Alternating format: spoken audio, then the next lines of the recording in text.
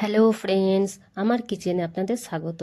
আজকে আমি এই ভিডিওটাতে মুরগির মাংস কিভাবে লাল লাল করে বানাবেন সেই রেসিপি শেয়ার করব, যাতে করে আমাদের মাংস রান্নাটা দেখতেও ভালো লাগে আর খেতেও মজা লাগে। তবে দেরি না করে চলুন ভিডিওটা শুরু করি।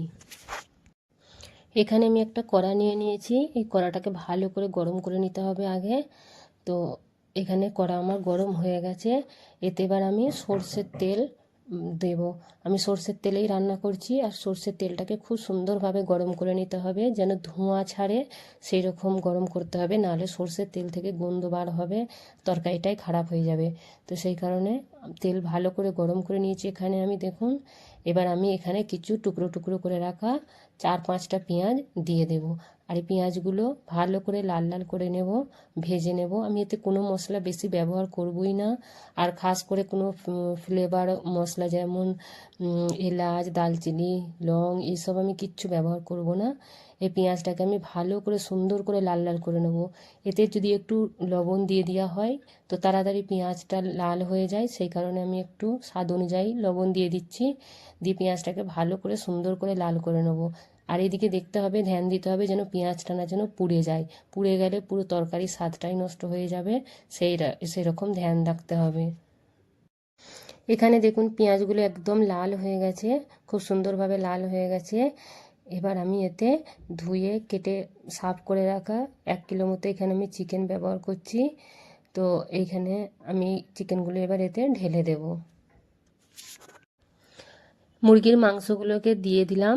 দিয়ে এবার এটাকে আমি জোর করে আঁচ দিয়ে আমি কমসে কম 2 মিনিট নাড়বো। দেখুন আমি এই এই মাংসগুলোকে দিয়ে 2 মিনিট ভালোভাবে নেড়ে নেব।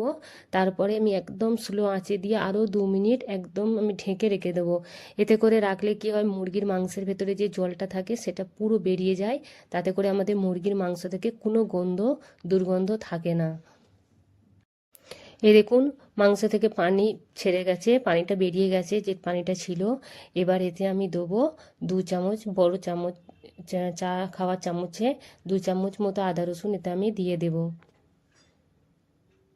আদা রসুন দিয়ে ভালো করে একটু নাড়তে চাড়তে হবে, যাতে করে আদা রসুনের গন্ধটা যেন না থাকে সেরকম দেখতে হবে। এভাবে আরও একটু ভালো করে নেড়ে নিতে হবে। এতে এবার আমি দেব, ভালো করে আদা রসুন দিয়ে আমি নেড়ে নিয়েছি। এবার আমি দেব এতে কাশ্মীরি লঙ্কা গুঁড়ো আর একটু জিরে গুঁড়ো, ব্যাস। আর কিচ্ছু এতে কোনো মশলা আমি আর ব্যবহার করব না। এবার এগুলোকে ভালো করে একটু কষিয়ে নিতে হবে। কষানো হয়ে গেলে এবার এতে ব্যবহার করতে হবে, আমি এখানে 2 কাপ মতো পানি দিচ্ছি। পানি দিয়ে ভালো করে মাংসগুলোকে ভালো করে একটু নরম করে নিতে হবে। মাংসগুলো প্রায় নরম হয়ে গেছে, আমাদের মাংসের তরকারিটা হয়ে এসেছে। আর একটুখানি হলেই আমি চুলো বন্ধ করে দেব। এখানে একদম মাংস প্রায় আমাদের রেডি হয়ে গেছে, দেখতেই পাচ্ছেন কত সুন্দর লাগছে দেখতে, কত লাল কালার হয়ে আসছে। আমি বেশি মশলাই ব্যবহার করিনি এতে। তবে যদি বন্ধুরা ভিডিওটা ভালো লেগে থাকে তবে লাইক, কমেন্ট, শেয়ার, সাবস্ক্রাইব করতে মোটেও ভুলবেন না।